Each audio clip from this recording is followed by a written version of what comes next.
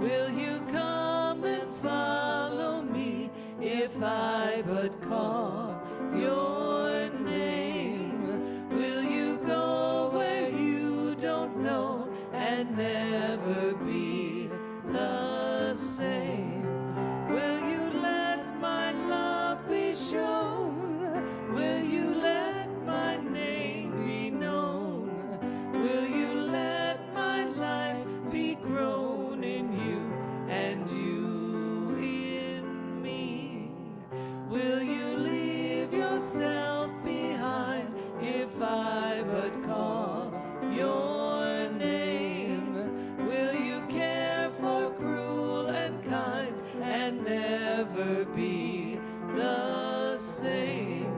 Will you risk the hostile stare? Should your life attract or scare? Will you let me answer prayer in you and you in me? Will you love the you hide if I but call your name? Will you quell the fear inside and never be the same?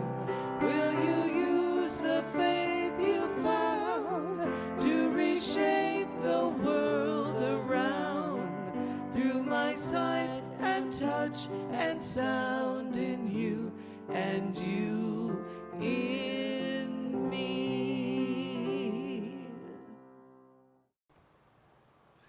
Good morning. Welcome to St. Francis in the Foothills. It is good to have you here today. The sun is shining. It's a beautiful day. It is time for us to decide how it is that God is calling into our lives and asking us to become all the wonderful things that we can become.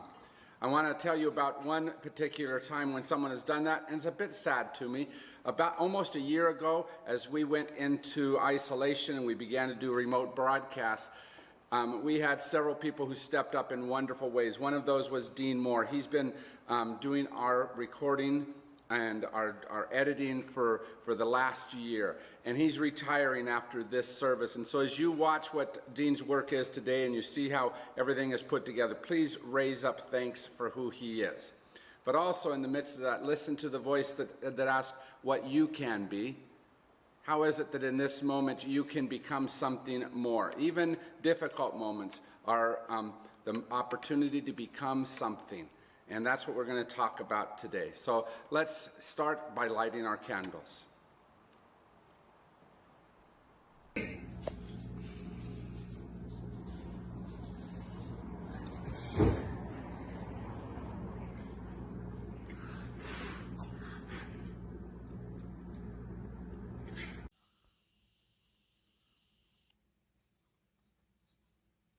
Good morning.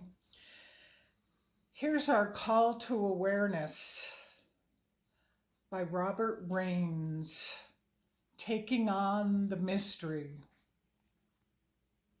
Taking on the mystery is yielding to grace, letting go of all explanations, analysis, ideologies, self-images, images of God, agendas, expectations. Taking on the mystery is undergoing the finitude of years, hallowing diminishments, and living into the solitude of our own integrity. Taking on the mystery is undergoing the pain of learning that there are not empires favored by the Holy One, not the Roman, the British, the Soviet, or the American. Taking on the mystery is undergoing the grief of understanding that there are not ideologies or theologies favored by the Holy One, not communism or capitalism, nor Islam, Judaism, or Christianity. Taking on the mystery is acknowledging that we cannot name the mystery, though we try. We cannot claim the mystery, though we do. The mystery names and claims us, inviting us to take it upon ourselves as if we were God's spies. Have a great morning.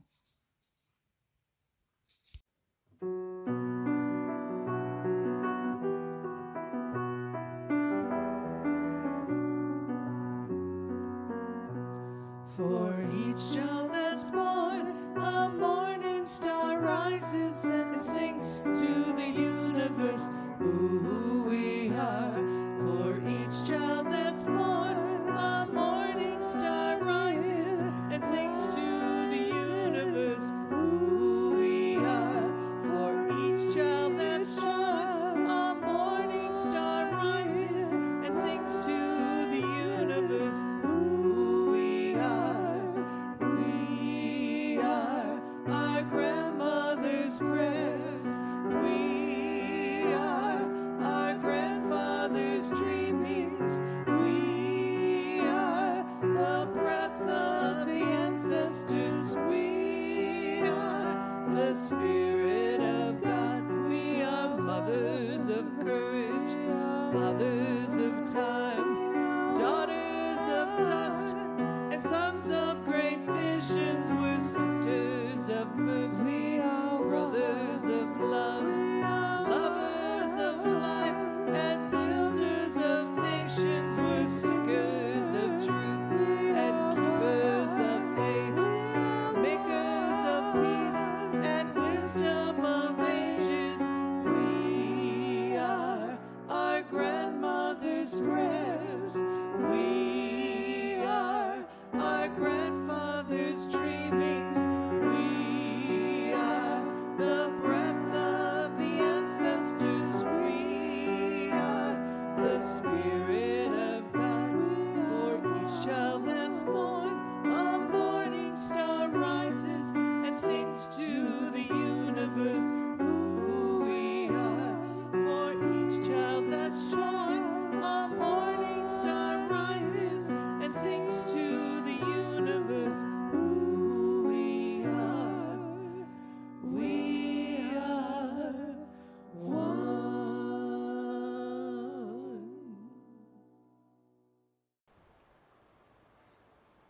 Good morning, boys and girls. It is good to have you here with me today. I like talking to you. I like thinking about you and who you are. And I wish we got to see each other more. But I want to tell you a story about something when I was just about your age. I was in 6th grade. And I was in a teeny tiny little school at that point. There were only about 20 kids in the whole school. And we went on a field trip. We all fit in one bus, and we stopped for lunch, and we were at the base of a mountain. And Mr. Chesser, who was my teacher, looked at us and said, you know, we've come here before in other years, and no one has ever climbed to the top of that mountain. Now, see, I'm a pretty good climber, and I was one of the biggest kids in the school, so I knew that I could do what no kid had ever done before. So up I went that mountain, and I went up that mountain quickly, and I got to the top, and I'm all excited about it. I'm the first one ever, and then I see that my friend Jem was also making it up to the top, and that worried me a bit, because he's not quite as good a climber as I am, so how could he get to and do something that no one else had ever done? And then I see that other kids are coming close, and that's when it hit me that maybe I wasn't right. And I looked behind me, and behind me, the mountain went down for a second, and then it went back up, and up, and up. And I had stopped at the first mountain and not seen that the mountain still keeps going. And there was a whole lot more I needed to do if I was going to get finished. And that's kind of what it is in life as well. There's always things, no matter how much you've already finished, there's always other things to do. But that's a good thing, because you don't want to stay in first grade your whole life. You don't want to stay in second grade, no matter how good it is, your whole life. You want to move on to third and fourth and fifth and sixth. After that year, I had to go to junior high, and from that small little school, I had to go to a school that had thousands of kids, and it was scary to me. It was different. I didn't know what to do. I had more kids in in any one of my classes than I'd had in my whole school, and I had to figure out how to change and be different. So as you move on, it will be challenging sometimes, but don't worry. That next mountain, you can climb it just as quick as you climbed this one. Thanks, boys and girls. We see you. Love you. We would like to thank our choir director, Cynthia Hiltz, for laying down the piano track for the congregational song.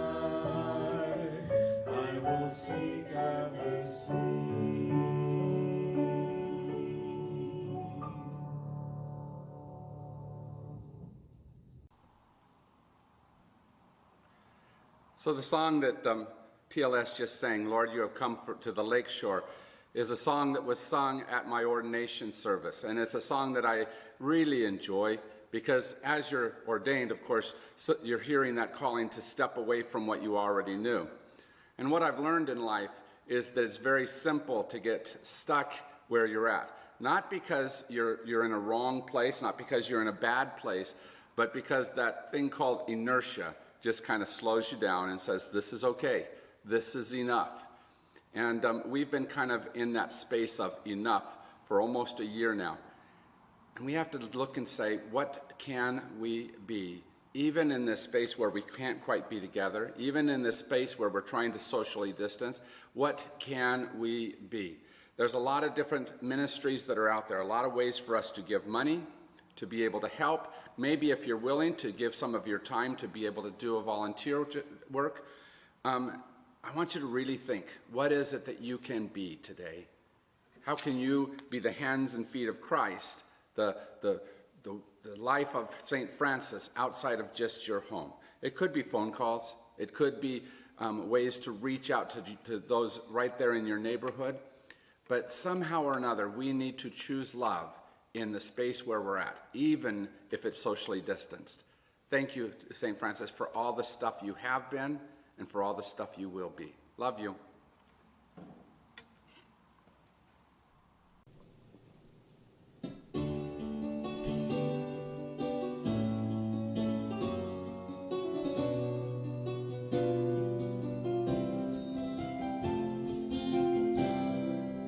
Morning has woken like the first morning. Blackbird has spoken like the first bird. Praise for them singing,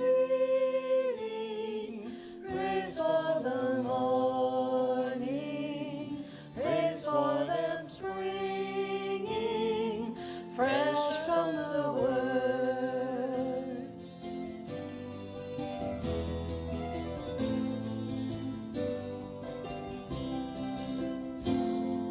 Sweet the rain's new fall, sunlit from heaven, like the first dew fall on the first grass. Praise for the sweetness of the wet garden, sprung in completeness where his feet passed.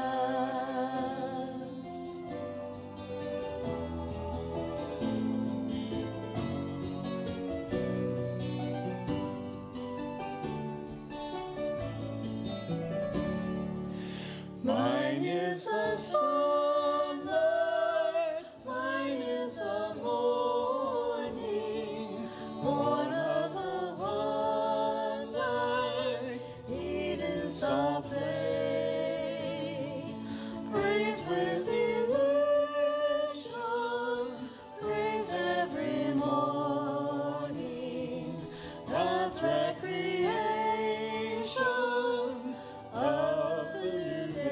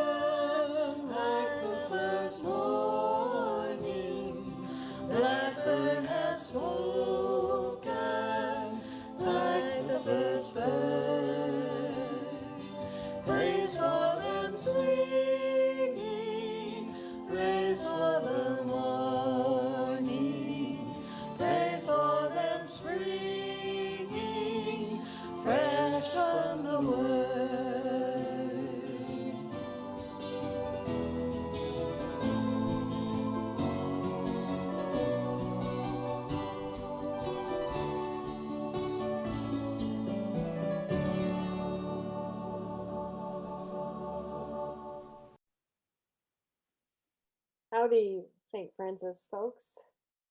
It's Mary. Glad to be with you today and to pray with you. I ask that you get comfortable where you're at, standing, sitting, and ground yourself, however that works for you. Just ground yourself, breathe, focus on your breath. The breath that is the breath of the Spirit that flows between us and amongst us and through us and connects us to each other and to all of creation. And so I ask you to do that, and then we'll go into prayer.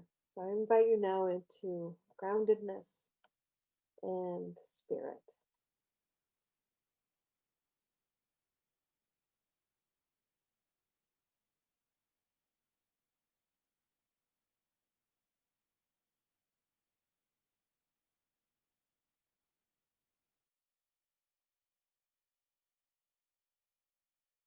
Loving God, we come into your presence with much on our hearts and minds. We come into this time of community and hold space for one another. We hold space for those in our St. Francis community who are in need of our prayers, our love and support, even from afar. Those who are going through various things, various health trials. We know them because we know them because they are part of our community, but we know them also because we have their names in our newsletters and so forth, and the names that come to us in other ways. We remember them now before you in our hearts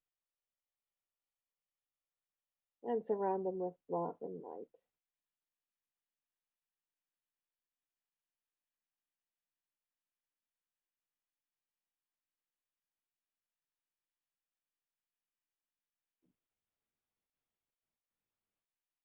When so much of our world is groaning with injustice and destruction, we are invited to turn to God and to one another. For we are not meant to carry the struggles of the world alone. And so, in a spirit of collective embrace, may we share together in prayer for all that troubles our hearts. For all of the bodies in suffering, deprived of resources, withheld from care, or made into targets of violence. Lord, hear our prayer.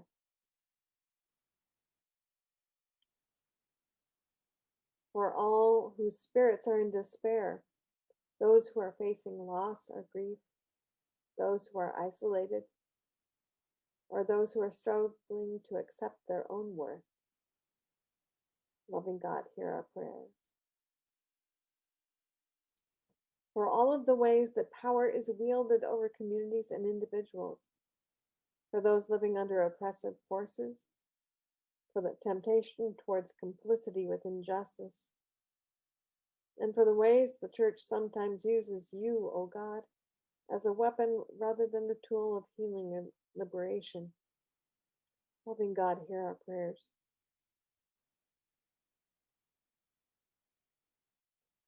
But just as we are not meant to shoulder the world's pain alone, we are equally invited to delight with one another in the joys that sustain us.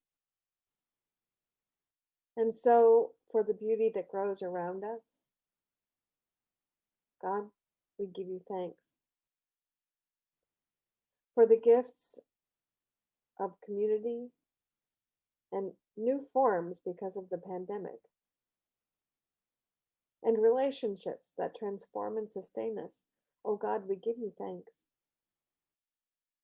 For art and music and stories and truths that foster love and connection. Loving God, we give you thanks.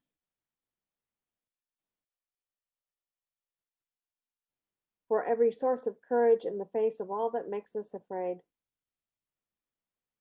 Loving God, we give you thanks.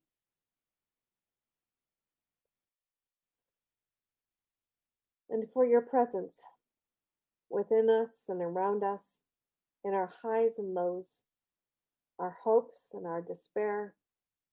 God, we give you thanks. Hear now our prayers and deepen our willingness to show up with and for one another, sharing each other's burdens and working for one another's protection and care.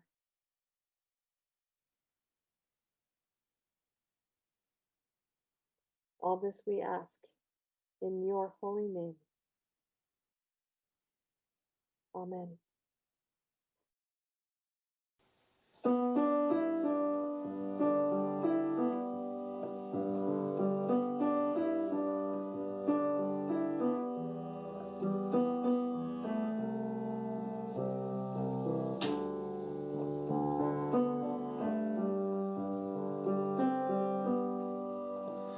I remember who I am.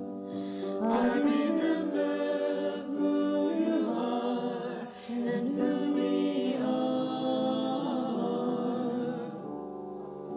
Is your spirit.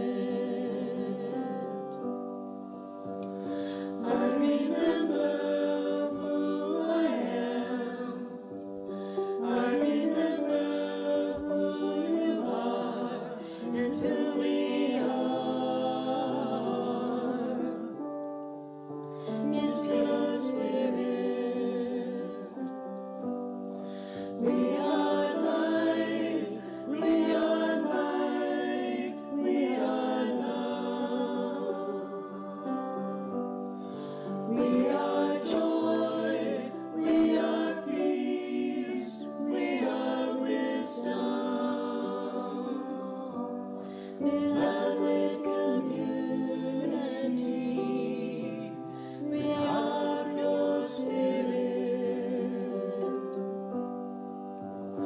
I remember who I am. I remember who you are and who we are. Is pure spirit. We are life, we are light, we are love. We are joy, we are peace, we are wisdom. Beloved community, we are pure spirit. Beloved community, we are pure spirit.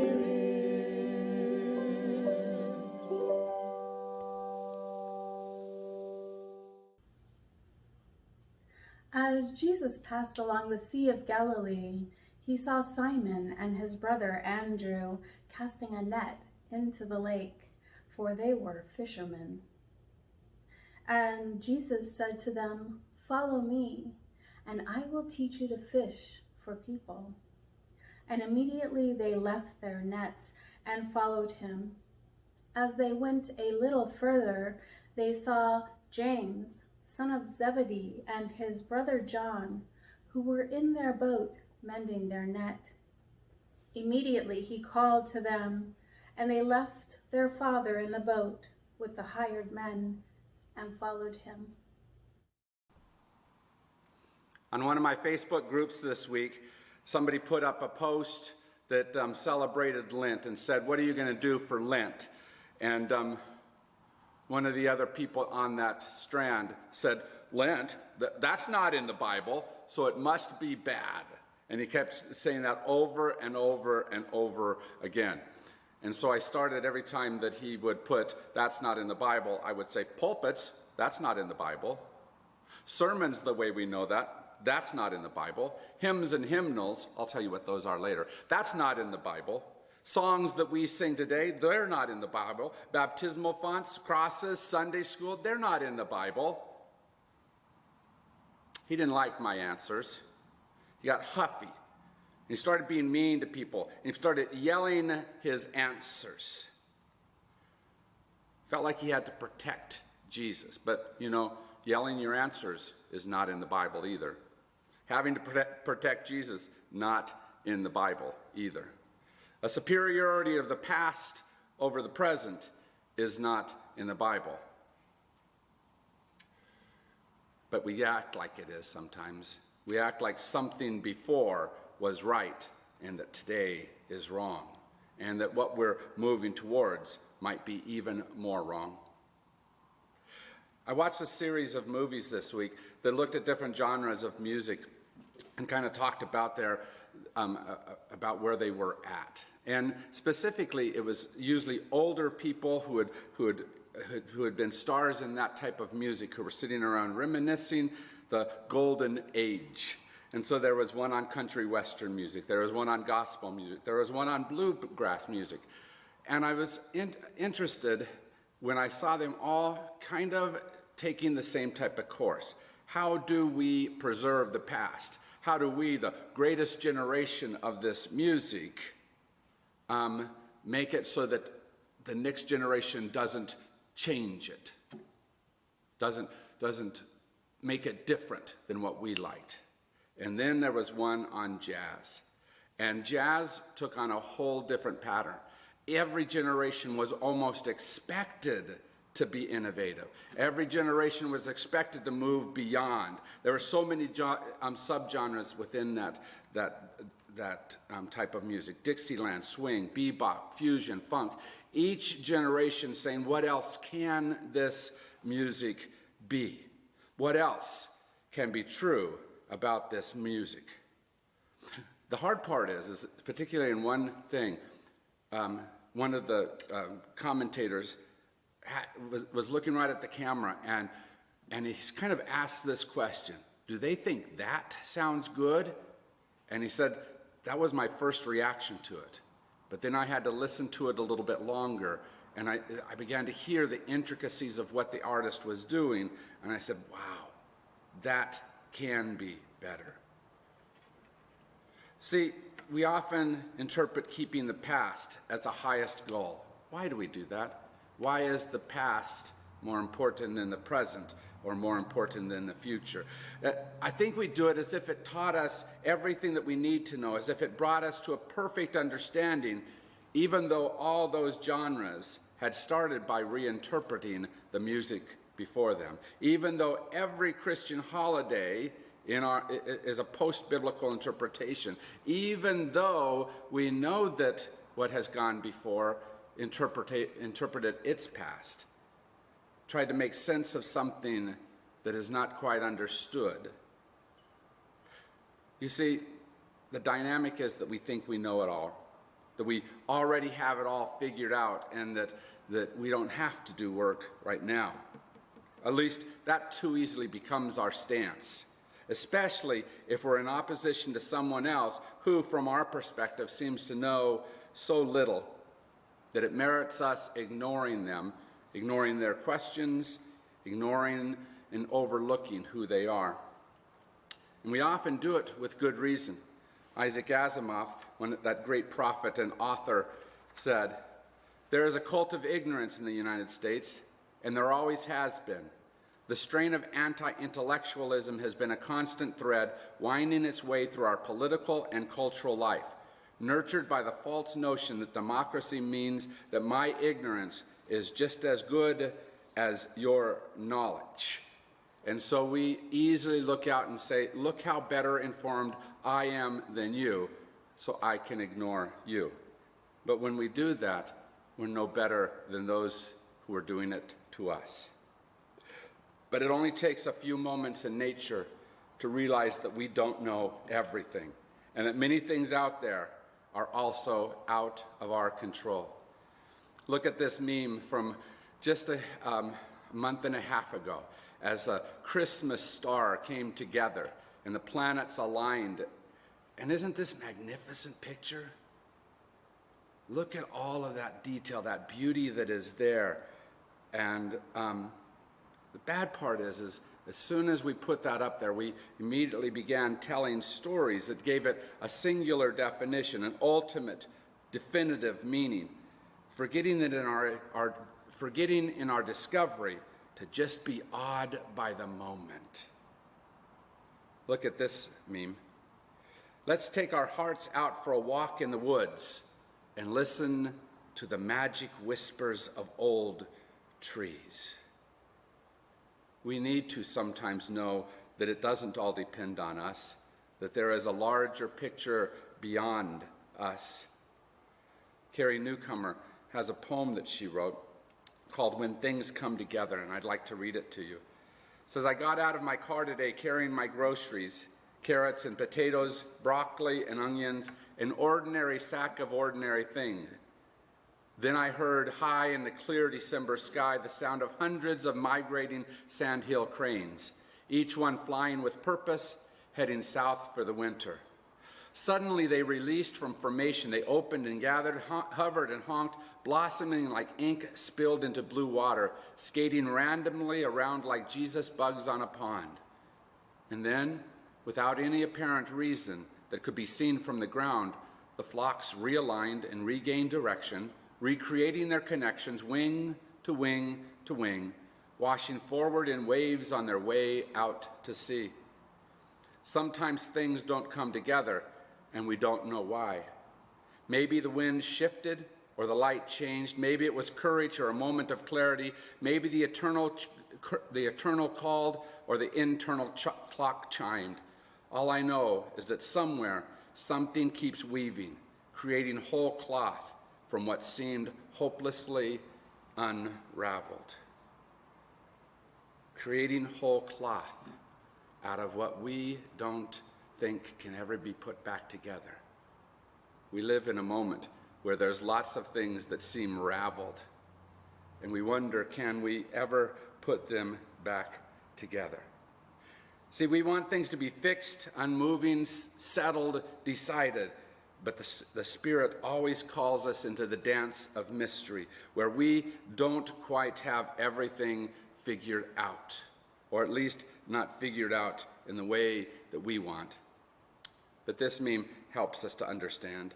Once everything falls into, ego says, once everything falls into place, I'll find peace. But the Spirit says, find peace, and everything will fall into place. But the peace that this is talking about is not the peace of staying in what we already have discovered. Like me on that mountain, I might be peaceful sitting there, but it's not the end of the journey unless I stop climbing. And I need to turn and see what can be done now. And it's not the peace that says that, well, they gave us meaning, they made us comfortable, and we don't want to leave. And it's not the peace of what appears to be peace if we can only pretend that the pandemic isn't here anymore, then everything will be all right. Or because if we just forgive the insurrectionists, then we can finally solve the rifts between us. It's not that kind of peace. Instead, we look for the peace of living with Spirit, even in the midst of unanswered questions, even as we continue to search for the more and the better solution.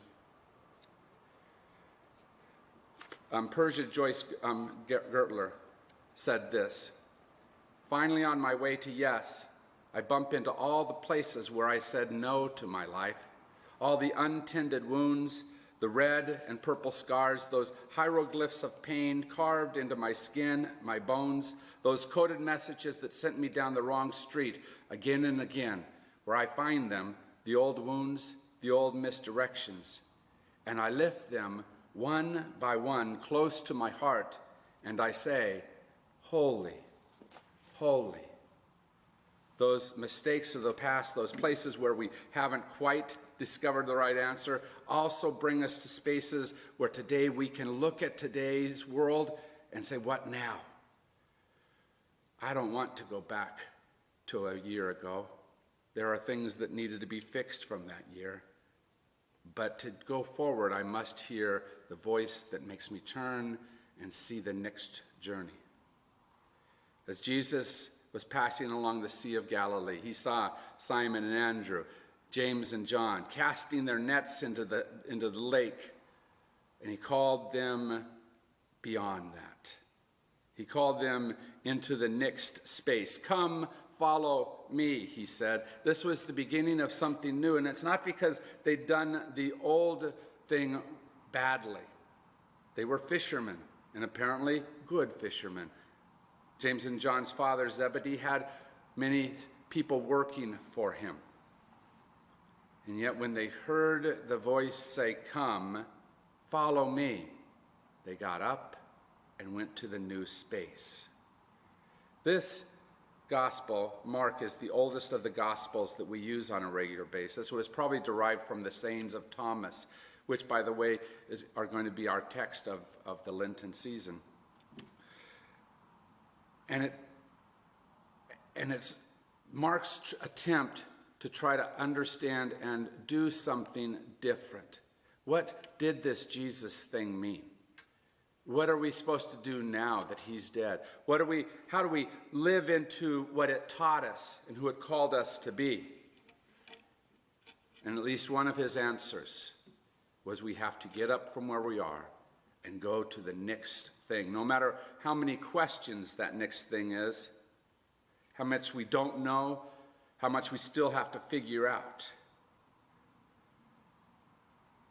But that step towards new discovery, new calling, and new meaning is exactly what the Spirit calls into us. How many have come to realize that your face these days is showing more signs of wisdom rather than other forms of beauty? How many of you know that that you're responding to this very strange time is not the same as you might have many years ago? I've been struck over the last couple of weeks about the similarities between the word vaccination and vacation. And in this time where none of us has a true vacation, isn't it interesting how getting that vaccination or hearing that somebody else does gives you some of that same release? Oh, good. Gives you some of that same peace. It's not how they rhyme, not just their vocal tones, but it's how they bring relief that calls them the same. Relief to tired spirits who are worn down from the too much around them. How else might we bring that to each other? How else can you bring meaning, purpose, peace out of this year? Brooke Hampton said, surround yourself with the risk takers, the storytellers, the creators, the truth seekers, the artists, adventurers, and dream makers. But mostly surround yourself with the people who draw the same magic out of you. Find ways to be in connection with others that are asking you to turn and look up the side of the mountain and see the climb and not be afraid. To look at to listen to the voice that is calling you to leave your nets behind and step into the next space, the mystery.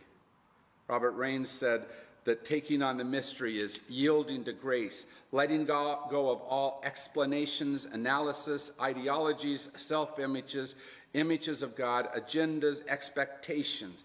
And in some ways, I kind of hate that he put that whole laundry list of things, because you can find yourself somewhere there.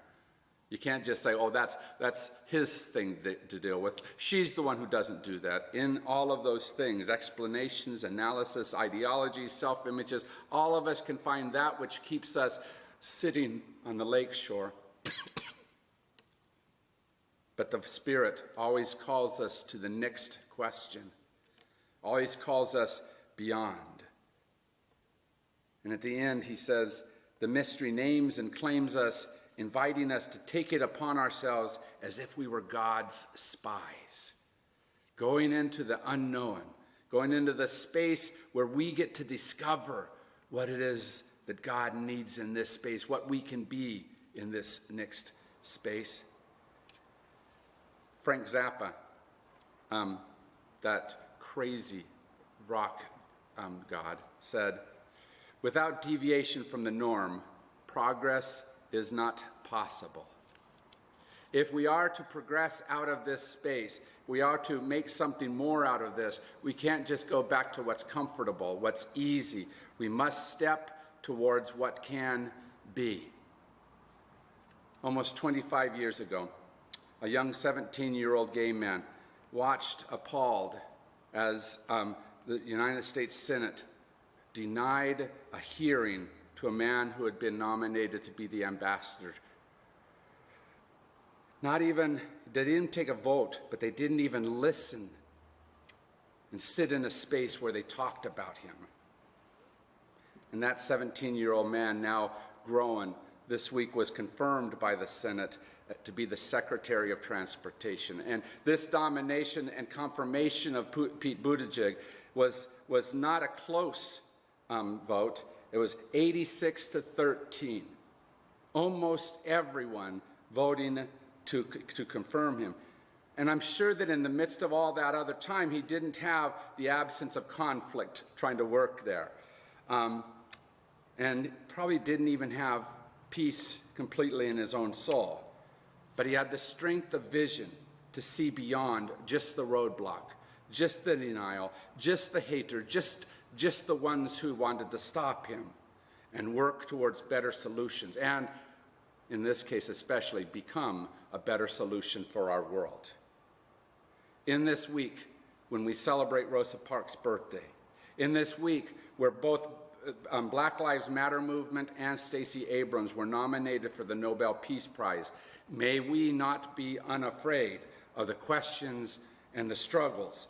May we truly seek for the way of God in this moment and how it calls us even into the questions.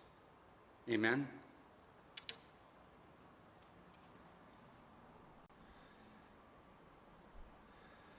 The disciples, folks like Matthew, Mark, Luke, John, those who walked with Jesus and those who followed, sat in a space where they had to decide what next. They had to figure out, do I just sit here in the easy space? Do I just go back to my boat? Do I stop this journey?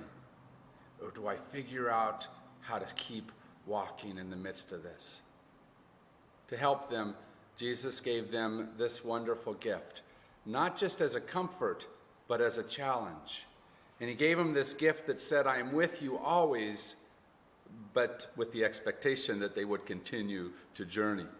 Not that they would sit and just enjoy the bread, but that they would use it as strength for the journey. And so we take this bread, and we break it, and we bless it, and we give it to each other, and we say, take and eat, for here you will find the presence of God with you, even as you journey into unknown spaces. Take this juice, made from grapes that were crushed, but to become the living water that we can drink and that gives us what we need to be able to continue. Take and eat, take and drink. This is God's promise and God's call in your life. Amen.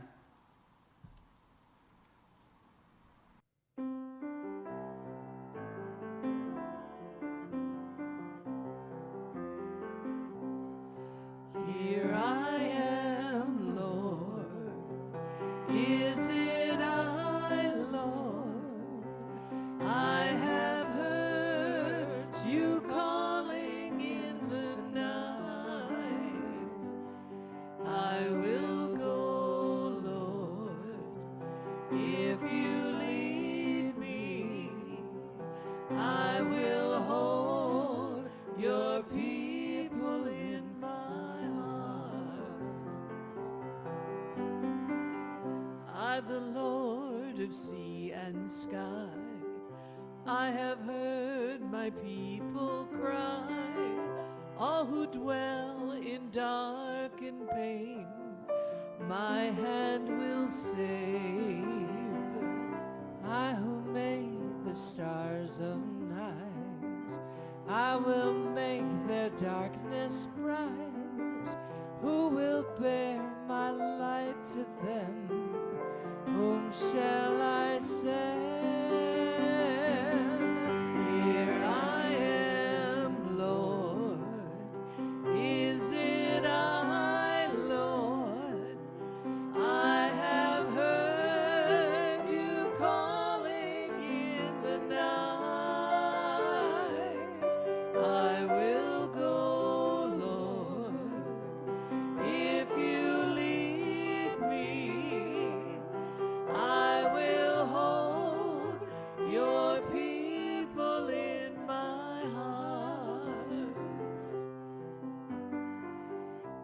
I, the Lord of wind and flame, I will tend the poor and lame.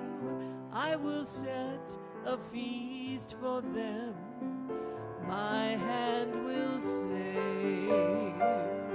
Finest bread I will provide, till their hearts be satisfied.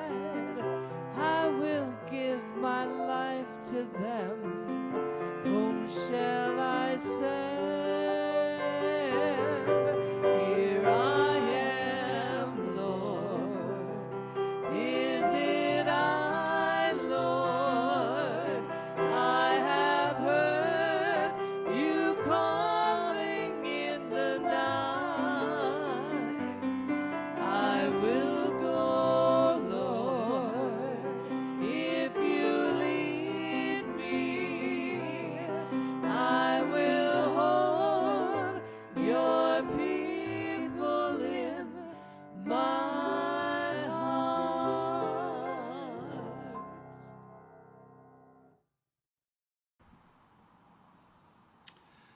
So as we continue on this challenging journey, that is challenging in so many different ways, that is forcing us to develop into something that we never knew we could be or never knew we wanted to be, I give you this benediction from Brene Brown. Look at this meme.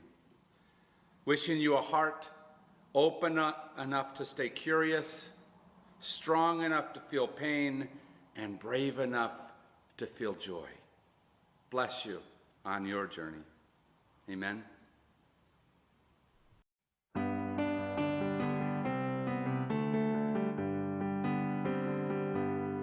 Follow me where I go, what I do and who I know. Make it part of you to be a part of me. Follow me up and down, all the way and all around. Take my hand and say you'll follow me. It's long been on my mind, you know it's been a good long time. I've been trying to find a way that I could make you understand the way I feel about you, just how much I need you to be there where I can talk to you and there's no one else around. Follow me where I go, what I do and who I know. Make it part of you to be a part of me. Follow me up and down, all the way and all around. Take my hand and say you'll follow me. You see, I'd like to share my life with you and show you things I've seen, places that I'm going to and places that I've been, to have you there beside me and never be alone. And all the time that you're with me, we will be at home. Follow me where I go, what I do and who I know. Make it part of you to be a part of me. Follow me up and down, all the way. Take my